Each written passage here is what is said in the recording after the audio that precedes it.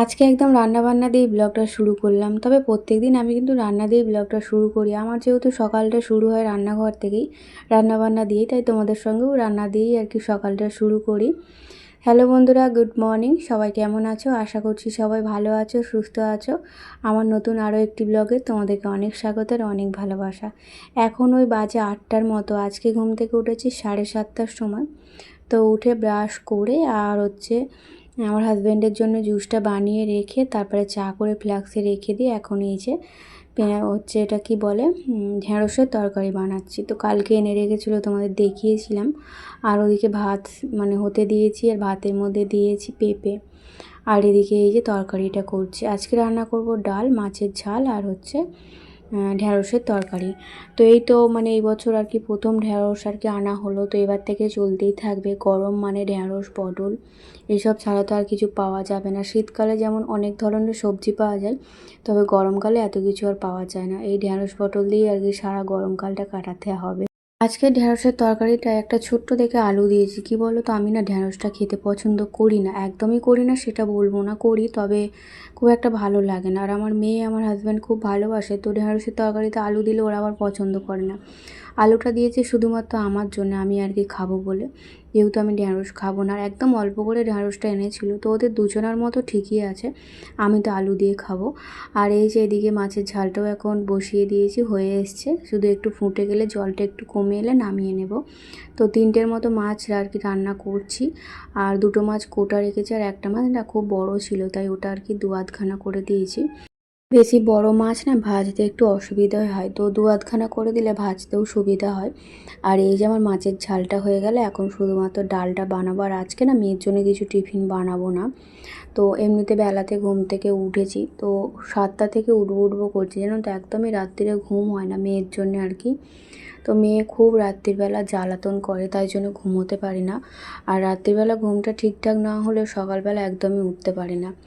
তো বেলাতে উঠেছে বলে আজকে আর টিফিন কিছু বানিয়ে দেবো না, ওই কেক দিয়ে দেবো, একটা কেক আনা আছে, তো কেক দিয়ে দেবো আর ভাত খেয়ে যাবে। আর কালকে থেকে আর কি ওকে আর টিফিনই মানে টিফিন তো বানিয়ে দেবো, তবে ওটা খেয়ে যাবে টিফিনটা।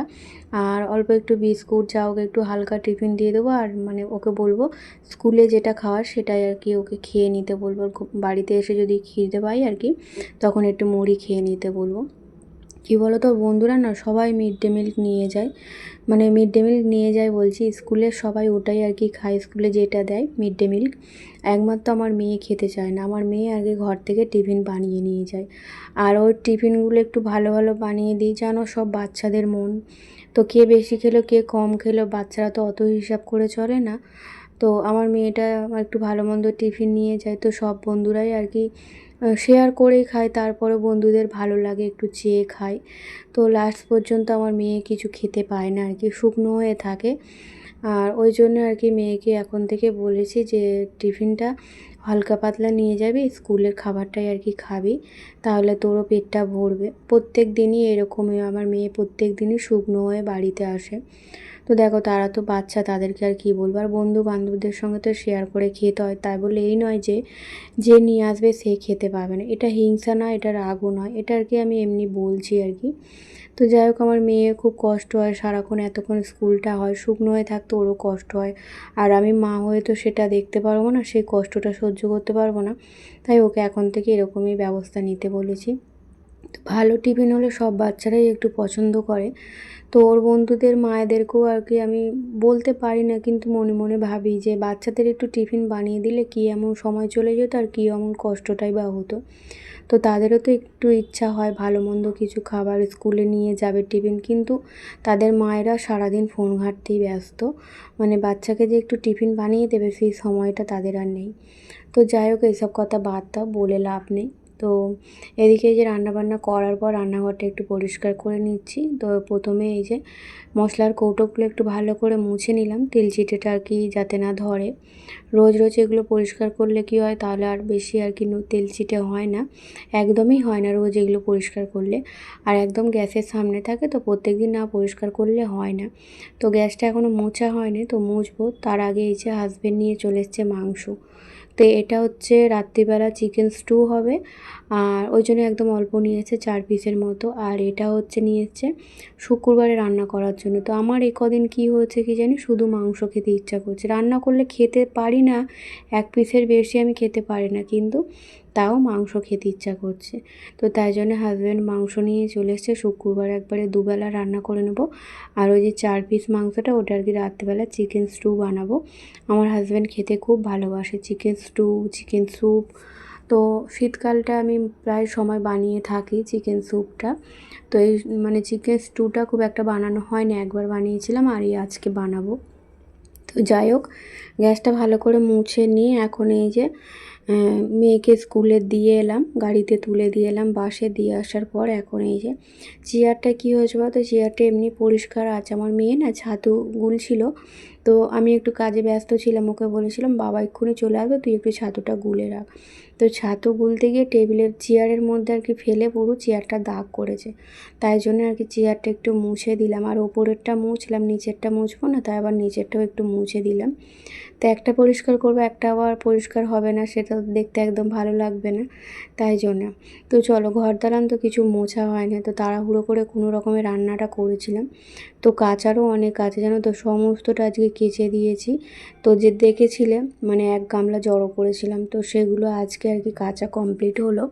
তো আমাদের মানে উঠোনে সবটা ধরেনি বলে আমার তো দড়ি অত নেই, তো পাশের বাড়ি মাসিমাদের ছাদে আর কি মিলে দিয়ে এসেছি মোটা মোটা জিনিসগুলো, কারণ ওখানে রোদ্দুরটা একভাবে থাকে তো তাড়াতাড়ি শুকনো হয়ে যায়। আর আমাদের উঠোনে তো খুব একটা রোদ্দুর লাগে না, ওই বিকালবেলার দিকে আর কি লাগে, 2টোর পর আর কি সূর্যটা ঘুরে যায়, তখন আর কি ওদিকটা লাগে। আর এমনি সময় খুব একটা রোদ্দুর লাগে না, তাই আর কি দুদিকে ভাগ করে আর কি দিয়েছি যাতে আজকের মধ্যে শুকিয়ে যায়। তবে আমার হাজব্যান্ডের জিন্সের প্যান্টটা শুকনো হবে বলে মনে হচ্ছে না, ওটা খুব মোটা। তো এতক্ষণ মেয়েকে স্কুলে দিয়ে আসার পর না, এই এতক্ষণ ধরে বসে বসে আর কি কাচাকুচি করছিলাম। এখন প্রায় 11:30টার মতো বাজে। তো ওই যে বেলাতে ঘুম থেকে উঠলে সমস্ত কাজে লেট হয়ে যায়, তো তাই জন্য এই 2 দিন আর কি একটু বেলাই হয়ে যাচ্ছে। এখন 11:30 বাজে, ঘরের কাজ মিটতে মিটতে প্রায় 12:30টার মতো বেজে যাবে। তো তারপরে এই যে ঘর দালান ভালো করে মুছে পরিষ্কার করে নিয়ে চান করলাম। এখন ওই বললাম 12:30টার মতো বাজবে, 1:45টার মতো বাজে, এখনও মুখে ক্রিম মাখিনি, সিঁদুর পরিনি, চুল আঁচড়াইনি। তো করে নিয়ে তারপরে হাজব্যান্ড চলে আসবে, খেয়ে নেব, খেয়ে নিয়ে তারপরে হচ্ছে ঘরের বাদবাকি কাজ এখনও বাকি আছে জানো তো, সব কাজটা কমপ্লিট করে উঠতে পারিনি। করে নিতাম শুধুমাত্র পুজো করার জন্য আর কি, ভাবলাম আগে চানটা করে নিই, যে কাজগুলো বাকি আছে সেগুলো চান করার পরও আমি করতে পারবো, তাই আর কি চানটা আগে করে নিলাম। তো অনেকক্ষণ জল খাইনি, গলাটা একদম শুকনো হয়ে গেছিলো, তো এই কাপড়টা ভাঁজ করে একটুখানি জল খেয়ে নিলাম। তারপরে এই যে বাসনগুলো সেই সকালবেলা মেজেছিলাম, প্রায় তখন 9টার মতো বাজে, তারও আগে, 9টা না, হ্যাঁ 9টার মতো বাজে। তো মেজে আর উপর করার সময় করতে পারিনি, তো এখন এই যে উপর করে দিলাম। আর এখানে কী হয়েছে বলতো, আমি কোনো দিন না এরকম আর কি মেরুন কালার সিঁদুর পরিনি, তো আমার লাল সিঁদুরটাই খুব ভালো লাগে পরতে, একদম সিঁথি চওড়া করে একদম সিঁদুর পরতে আমার খুব ভালো লাগে, একদম মাথা ভর্তি করে। আর এই আর কি মেরুন সিঁদুরটা আমি আর কি নিয়ে এলাম, কোনো দিন এত বছর বিয়ে হয়েছে কোনো দিন আমি মেরুন সিঁদুর পরি না, আমার খুব একটা পছন্দ না, তবে এখন একটু শখ হয়েছিল আর কি, তাই জন্য এনেছিলাম। আর এই কৌটোর মধ্যে থেকে মাঝে মধ্যে পড়তে আমার খুব অসুবিধা হবে, তাই জন্য এই ছোট্ট একটা কৌটোর মধ্যে ঢেলে রাখলাম, যাতে আমার আর কি পড়তে একটু সুবিধা হয়। তো আমার মা মাঝখানটা করে নিয়ে এসেছিলো মেরুন সিঁদুর, আমার মাকে বলেছিলাম মেরুন সিঁদুর কেন পরো, একদম ভালো লাগে না, লাল সিঁদুরটাই ভালো লাগে আমার, তাই জানো তো, লালটাই আমারও আর কি তাই, লালটা আমার খুব ভালো লাগে প্রথম থেকে, আমার এই এত বছর বিয়ে প্রথম থেকে আমি সেই লাল সিঁদুরই পরে আসছি। তো এই এখন একটু ইচ্ছা হলো আর কি মেরুন কালার সিঁদুরটা পরো। মেরুন কালার সিঁদুরটা কী বলো তো, খুব সুন্দর। লাল কালার সিঁদুরগুলো এখন এত বাজে হয়ে গেছে, আবিরের মতো একদম ফ্যাকাশে মতো হয়ে গেছে, মানে সিঁথিতে পড়লে ঝরে ঝরে পড়ে যায়, মানে কি বলবো যেন কীরকম একটা হয়ে গেছে। আর এই মেরুন সিঁদুরটা না খুব ভালো, একদম মানে কী বলবো একটা ম্যাট কালার, খুব ভালো আর কি, পরলেও সিঁথি থেকে মানে ঝরে পড়ে না।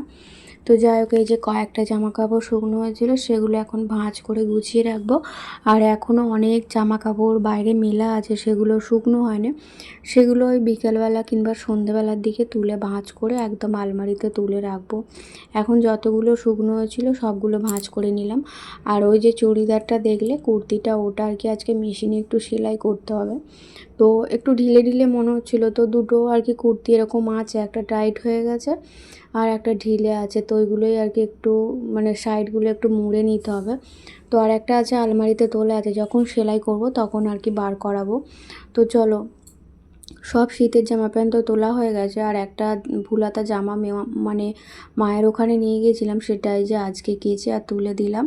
তো আর কিছু সেরকম নেই, শুধুমাত্র মেয়ের স্কুলের ড্রেসটা আর কি আছে, সোয়েটারটা। তো ওটা আর কি আলমারিতে তুলবো। প্রত্যেক দিনই ভাবছি জানো তো, তুলবো করে, কিন্তু একদম ওপরের দিকে আছে, দড়িতে ঝোলানো আছে, তো ওটার দিকে চোখই পড়ে না আর খেয়ালও থাকে না। যখন খেয়াল থাকে তখন অন্য কাজে ব্যস্ত থাকি, আর যখন আর কি কোনো রকম কাজ থাকে না তখন আবার মনে থাকে না তুলতে। তো যাই হোক, এখন ওই 3:10-15 মতো বাজে। কালকে যেহেতু বৃহস্পতিবার, কালকের কাজ কিছুটা আগিয়ে রাখার জন্য এই যে মানে বুধবারে বাসনটা মেজে রাখি। তো এটা আমার আর কি প্রত্যেক সপ্তাহে এই কাজটা আর কি আমি করে রাখি, মানে বৃহস্পতিবারের আগের দিন এরকম বাসন মেজে রাখি। আর এই পিতম্বরী দিয়ে বাসনটা মাজলে না খুব পরিষ্কার হয়, ভালো হয়, একদম চকচক করছে, দেখতে পাচ্ছ, সোনার মতো একদম নতুন হয়ে গেছে। তো এটা একটুখানি জল ঝরে গেলে এটাকে আবার মুছে শুকনো করে তারপরে এই যে ঝুড়ির মধ্যে এখন গুছিয়ে রাখবো। আর এই যে দেখো বাসনগুলো কতটা চকচকে হয়েছে, দেখেছো তো। আর মানে কি বলবো, এই আজকে মাজলাম তো কালকের দিনটা ব্যবহার করব, তারপরের দিনকে আবার যেইকে সেই হয়ে যাবে, মানে কালো হয়ে যাবে। পেতলের বাসন কি বলো তো, প্রত্যেক দিন এরকম পিতম্বরী দিয়ে মাজলে না তবে পরিষ্কার থাকবে। আর ওই আমি তো সপ্তাহে একদিন মাজি, প্রত্যেক দিন তো মাজা সম্ভব হয় না। তো এখন যেহেতু কাজ নেই, এখন প্রত্যেক দিন মাজা যাবে, কিন্তু যখন আমার কাজ থাকবে তখন তার এগুলো প্রত্যেক দিন আমি মাজতে পারবো না। তো যাই হোক, বাসনগুলো মেজে এই যে এইগুলো এখনও শুকনো হতে বাকি ছিল। তো তাও তার মধ্যে হাজব্যান্ডের জিন্সের প্যান্ট জামা সেগুলো কিছু শুকনো হয়নি, আর কয়েকটা শুকনো হয়ে গেছে, শুধু ওই দুটো শুকনো হয় না, তারপর বাদ বাকি সব শুকিয়ে গেছে। এগুলো এখন ওই যে নিয়ে গিয়ে ভাঁজ করে আলমারিতে তুলতে হবে। আর এগুলো একটুখানি বাইরেটা থাক, তো সন্ধে হয়ে আসবে তখন আর কি কাজের ঘরে আর কি মিলে দেবো, তারপর আবার সকাল হলে বাইরে বার করে দেবো। তো চলো, সব ভাঁজ করা হয়ে গেছে, এখন এই যে আলমারির মধ্যে ঢুকিয়ে দেবো। আর এই যে চেন আলা এসেছিলো, মানে আমার ওই ব্যাগটা আর কি, যেটা আর কি মায়ের ওখানে নিয়ে গেছিলাম, তো যেই আলমারিতে ঢুকিয়ে দিয়েছি সমস্তটা গুছিয়েছি, মানে ওই ব্যাগটাও আর কি ফাঁকা করে, এই যে দেখো ব্যাগটা ফাঁকা করে আর আলমারিতে ঢুকিয়ে দিয়েছি। তারপর আবার দেখছি একটা চেন সারানোর লোক এসেছিলো, তো আবার আলমারি থেকে বার করে চেনটা আবার আমি সারালাম, কারণ প্রত্যেকটা চেন নষ্ট হয়ে গিয়েছিলো। আর এই ব্যাগটা না ক্যারি করতে খুব সুবিধা হয়, পিঠে থাকে তো কোনো রকম অসুবিধা হয় না। আর মেয়েকে নিয়ে যেহেতু আমি একা যাই, তো একটা হাতে ব্যাগ থাকবে, একটা হাতে মেয়েকে ধরবো, বাসে উঠতে আমার খুব অসুবিধা হয়। তো এই ব্যাগটা হলে আমার একটু সুবিধা হয়, তাই জন্য এই ব্যাগটাই নিয়ে যাই। তো এই ব্যাগটা অনেক বছর হয়ে গেল জানো তো, প্রায় 7-8 বছর হয়ে গেল এই ব্যাগটা। খুব ভালো, একটুও ছেঁড়ে নিয়ে একটু কোথাও নষ্ট হয়নি, শুধুমাত্র চেনগুলো নষ্ট হয়েছিল। তো তাই জন্য চেনগুলো আর কি সারিয়ে নিয়েছিলাম। তো ওই আলমারিতে সবগুলো তোলা হয়ে গেছে, এখন এই মেয়ের কয়েকটা আছে, সেগুলোই এখন এই যে শোকেসের মধ্যে ঢুকিয়ে রাখবো। শোকেসের এই জায়গাটা শুধু মেয়ের জামা প্যান্ট আছে, আর ওই আলমারিটাতে আর কি আমার আছে, হাজব্যান্ডের আছে, বেশিরভাগ জিনিসটা আর কি আমারই আছে। আমার শাড়ি একদিকে, তারপরে কুর্তি একদিকে, তারপরে হচ্ছে চুড়িদার একদিকে, মানে তিনটে আর কি ভাগ করে রেখেছি যাতে আমার নিতে একটু সুবিধা হয়। তারপরে জিন্সের প্যান্ট একদিকে, টপ একদিকে, এরকমভাবে গুছিয়ে রাখলে কি হয়, যখন আর কি দরকার পড়বে তখন আর কি মানে অত ঘাঁটাঘুঁটি করতে হবে না, জিনিস এদিক থেকে ওদিক হয়ে যাবে না, এলোমেলো হয়ে যাবে না। তাই জন্য এরকম পাটকে পাট গুছিয়ে রাখলে না একটু সুবিধা হয় আর কি নেওয়ার জন্য। তো চলো, এখন যেহেতু একটু বেলা আছে, তো সবজিটা এখন একটু কেটে নেব, কারণ একটু পরেই সন্ধ্যা নেমে যাবে, তারপর এত পরিমাণে মশা লাগবে যে মানে কি বলবো, আমি আর সবজি কাটতে পারবো না। তাই এখন আর কি সবজিটা এই যে কী কাটবো না কাটবো সমস্তটাই বার করে নিচ্ছি ফ্রিজ থেকে, তারপরে বসে বসে সব ধুয়ে কেটে গুছিয়ে রেখে দেবো ফ্রিজের মধ্যে। কালকে তাহলে আমার রান্না করতে একটু সুবিধা। আবার কালকে তো আমি সকালবেলা রান্না করব না, আপাতত এখন ভেবে রেখেছি। তো সকালবেলা উঠে যদি মুড চেঞ্জ হয় তাহলে আর কি রান্না করতে হবে আর কি। কী বলো তো, মানে কি বলবো, মেয়েটার জন্য আর কি, এখন তো আমি বলছি, মেয়েকে বলছি, যে মেয়েও বলছি কালকে রান্না করতে হবে না, কিন্তু আমি না একদম থাকতে পারি না। শুধু মনে হয় কি মেয়েটা ঘরে ভাত খাবে না, মানে আমরা ভালো মন্দ খাবো, মেয়েটা খেতে পারবে না, এরকম একটা মনে হয়। তাই জন্য আর কি বলি প্রত্যেক দিনই বলি যে তোর জন্য কালকে আর রান্না করব না, তুই স্কুলে খেয়ে নেবে, কিন্তু থাকতে পারি না। এদিকে এই যে চিকেন স্টুর জন্য সবজি কেটেছি, কালকের জন্য কেটেছি, আর জুস করার জন্য কেটে রেখেছি। তবে চিকেন স্টুর জন্য এখনও অনেক রকম বাকি আছে কাটাকুটি, সেগুলো হাজব্যান্ড আনলে তারপরে হবে।